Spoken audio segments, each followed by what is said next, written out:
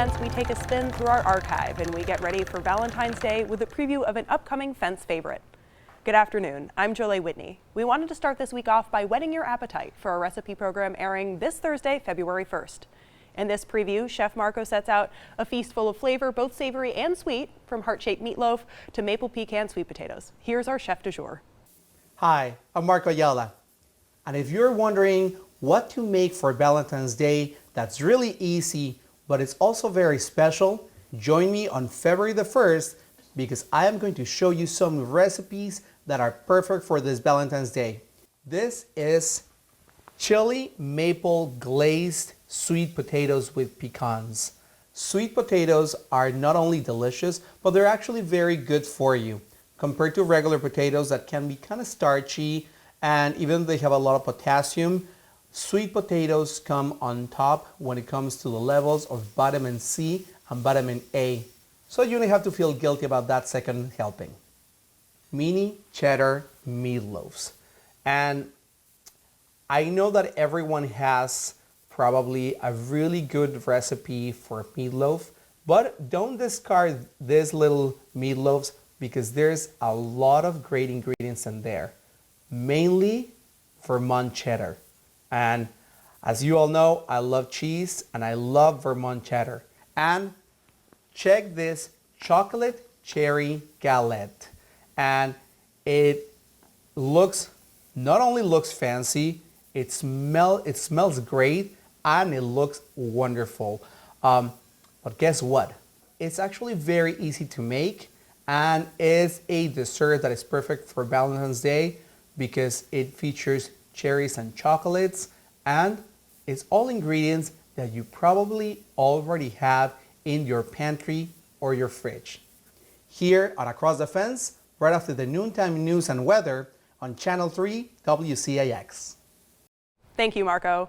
Turning to our next story, we're reaching back into our archives to 2010 when Keith Silva and retired UVM Extension farm specialist Chet Parsons took a spin out to West Glover, Vermont to visit David Paul in his workshop, where among the bits and bobbins he builds and repairs spinning wheels. Here's Chet.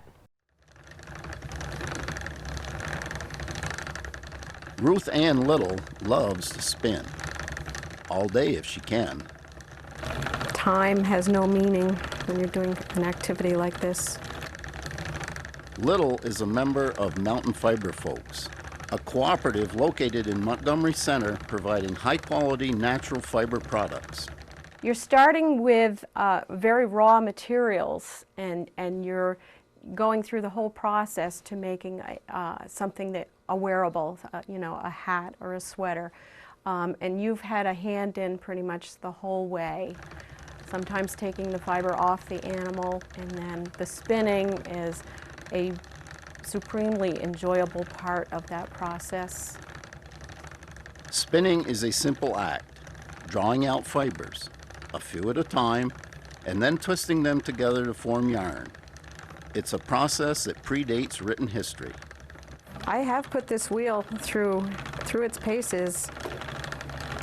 I mean, it's a wonderful old wheel designed to last a lifetime, and I think it has done that and more already. This is probably 100 years old, and yes, it does kind of harken back to an earlier lifestyle.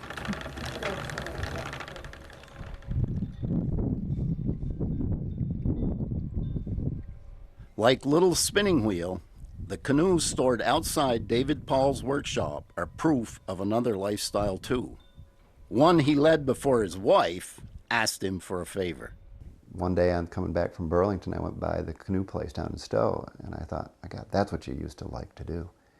And so I did some research that weekend and decided I'm going to restore old antique canoes. And I actually went to Maine, took classes, built a few, restored a few, got into it. But then my wife and her friends one day decided, since I was out here in the shop behind my own business and they were up spinning in the living room, that they should come down here and tell me that I needed to fix old wheels for them. And that was really how it all started. Spinning wheels are believed to have been invented in the Middle East during the 1st century AD. 13 centuries later, Leonardo da Vinci invents a device that's able to collect the fiber as it's being twisted. And the rest, as they say, is history. To many people, a spinning wheel looks like a complicated thing. And the reality is they're not. They're basically a very simple little machine. And the same was true for canoes. When I finally learned how to bend a rib for a canoe, some of the mystery went away because it really wasn't that hard to do. But before, looking at a beautiful canoe with all the curved wood and all the stuff, it was like, whoa, how is that possible to do that kind of thing? And the same thing is true with the wheels. Da Vinci had it. After a few years of repairing and restoring old spinning wheels, Paul received another challenge from his wife and her friends. They had this idea that I should make them a wheel that was portable. And I took their suggestions, and for about, I think it was a period of 2 years, I kind of let it slide. But finally, in the winter of 2005, they said to me, "Where is this wheel you're making for us?" And I went up in the attic and pulled down some proto stuff that I'd played with and started fiddling. And for the next few months, went to every one of their meetings, took what I had. They told me how nice it was, and then went on to how it could be made better and what I should do, from rounding corners to making it lighter to making it smaller to do they gave me. And someday I think I'm going to sit down and write this whole list of all the requirements this wheel had. And by the spring of 2005, we had a small portable wheel. David, this doesn't look like a spinning wheel. It's not our traditional way we think of a spinning wheel. Someone sitting at something with a large spoked wheel and a flyer at one end. But like all spinning wheels, it still has a wheel. It still has the flyer bobbin mechanism. Unlike most spinning wheels that are out there, this one doesn't have a drive band per se, but it still uses the drive wheel, as you can see here, to rub against this mechanism.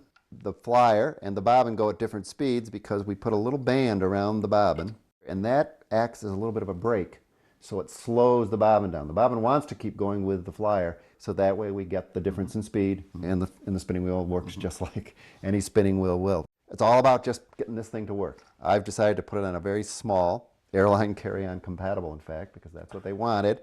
Under 10 pounds.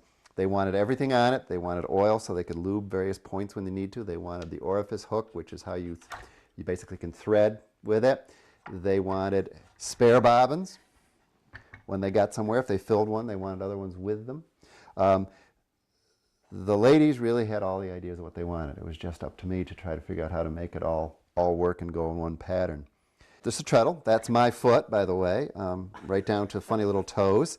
And I said, I've got to put a handle in it. And I just took my hand and I laid it down. I said, I'm going to make it like a lot of suitcases have, with the little bumps in it so it feels good in your fingers. And so I put my hand down on a board here on the shop, went up and over the bumps, and that was the bumps. And I got down around here and I said, well, I don't know how far I'm going to go with this, but I ended up cutting it out with the thumb anyways, just for the fun of it. But if I hadn't used this hand, the wheel would have been much different because I have one thumb shorter than the other. And just coincidentally, that night, used the short thumb instead of the long. If I'd used the long, it would have gone out too far and just would have bumped. So, coincidences. Amazing. That all kind of worked out. Absolutely amazing. Another coincidence occurred when Paul presented his first wheel to the women in his wife's spinning circle. One of the ladies was a big blogger, and she had blogged this from day one, and finally blogged. Well, here's the picture of it. And that week, after she did that, I had 2 calls, one from Syracuse, Utah, and one from somewhere in California, wanting to know how much the deposit was for one of these wheels. And when someone called me from Germany, and I said, well, how in the world? They said, well, I was reading this blog. Began to realize very soon that this blogging has become, or could become, a very strong marketing tool at a zero expense on the marketing side of the company, because people were doing it on their own. Since those initial calls, more and more blogs, forums, and web videos have all spun out from Paul's wheel. This whole cyber community has been a major contributor, really, to the word getting out about this wheel. We're in the middle of nowhere in Vermont, and this wheel now is on 6 continents. The only continent I haven't been able to tap into is Antarctica. But I'm going to find somebody down there who wants to spin. Somewhere Paul's wheel can't go is a place that many people, especially children, know well, the land of fairy tales. It's one of the favorite questions. And where's the part that Sleeping Beauty pricked her finger on that put her to sleep? She shall prick her finger on the spindle of a spinning wheel and die. Oh, no. Older style wheels, which are called great wheels or walking wheels, these wheels didn't use traditional flyer mechanism. They used a single piece of steel coming out to a point on which the thread would be wound. And that little point or quill is the Sleeping Beauty instrument of destruction. Touch the spindle, touch it, I say. For all his talents and knowledge about spinning wheels, there is one true thing that Paul can't do. We've gotten to that point where I have to admit something. That I don't spin. I don't weave.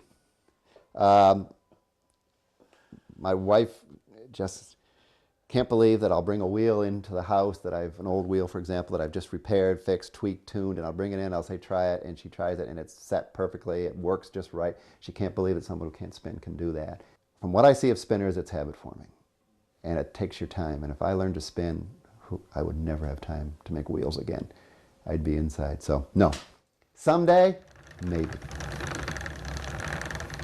Until then, the spinning wheel will still be going round.